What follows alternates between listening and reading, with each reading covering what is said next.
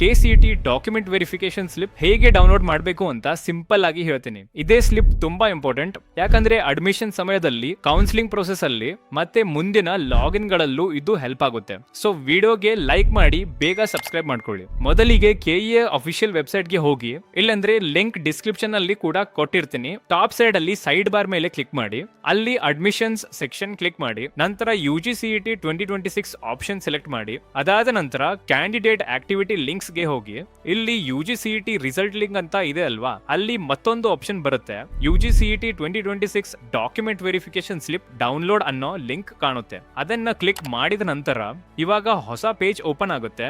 ಅಲ್ಲಿ ನಿಮ್ಮ application number or login ID, password ಮತ್ತು ಕ್ಯಾಪ್ಚಾ ಎಂಟರ್ ಮಾಡಿ. ಕೆಲವು ಕೇಸಸ್ ಅಲ್ಲಿ OTP ಕೂಡ ಬರುತ್ತೆ, ಅದನ್ನ ಹಾಕಿ ಲಾಗಿನ್ ಆಗಬಹುದು. ಲಾಗಿನ್ ಆದ್ಮೇಲೆ ನಿಮ್ಮ ಡಾಕ್ಯುಮೆಂಟ್ ವೆರಿಫಿಕೇಶನ್ ಸ್ಲಿಪ್ ಸಿಗುತ್ತೆ, ಅದನ್ನ ಡೌನ್ಲೋಡ್ ಮಾಡಿ ಒಮ್ಮೆ ಚೆಕ್ ಮಾಡಿ ಮತ್ತೆ ಸೇಫ್ ಆಗಿ ಸೇವ್ ಮಾಡ್ಕೊಂಡು ಇಡಿ. ಈ ಸ್ಲಿಪ್ ಅಲ್ಲಿ ಏನು ಬರುತ್ತೆ ಅಂತ ಕೇಳಿದ್ರೆ ಒಂದೇ important thing, option entry number ಅಥವಾ KCET ನಂಬರ್ ಇರುತ್ತೆ. ಇದು ಮುಂದಿನ ಕೌನ್ಸಿಲಿಂಗ್ ರಿಲೇಟೆಡ್ ಲಾಗಿನ್ ಪ್ರೊಸೆಸ್ಗೆ ತುಂಬಾ ಯೂಸ್ಫುಲ್ ಆಗುತ್ತೆ. ಅದರ ಜೊತೆಗೆ ನಿಮ್ಮ ಫೋಟೋ, QR ಕೋಡ್, ಯಾವ ಕೋರ್ಸ್ಗೆ ರ್ಯಾಂಕ್ ಬಂದಿದೆ ಮತ್ತು ಯಾವ ರಿಸರ್ವೇಶನ್ ಆರ್ ಕ್ಯಾಟಗರಿ ಅಪ್ಲೈ ಆಗುತ್ತೆ ಅನ್ನೋ ಡೀಟೇಲ್ಸ್ ಕೂಡ ಇರುತ್ತೆ. ಅಡ್ಮಿಷನ್ ಟೈಮ್ ಅಲ್ಲಿ ಈ ಸ್ಲಿಪ್ ತುಂಬಾ ಇಂಪಾರ್ಟೆಂಟ್. ಸೊ ಸೀಟ್ ಅಲಾಟ್ಮೆಂಟ್ ಆದ್ಮೇಲೆ ಕಾಲೇಜ್ಗೆ ಹೋಗುವಾಗ ಇದನ್ನ ಡೆಫಿನೆಟ್ಲಿ ತೆಗೆದುಕೊಂಡು ಹೋಗ್ಬೇಕು. ಈ ವಿಡಿಯೋ ಹೆಲ್ಪ್ಫುಲ್ ಅನ್ಸಿದ್ರೆ ನಿಮ್ಮ ಫ್ರೆಂಡ್ಸ್ ಜೊತೆ ಶೇರ್ ಮಾಡಿ. ಅಂಡ್ ಇನ್ನೂ KCET ಅಪ್ಡೇಟ್ಸ್ ಬೇಕಾದ್ರೆ ನಮ್ ಚಾನೆಲ್ ನ ಸಬ್ಸ್ಕ್ರೈಬ್ ಮಾಡ್ಕೊಳ್ಳಿ.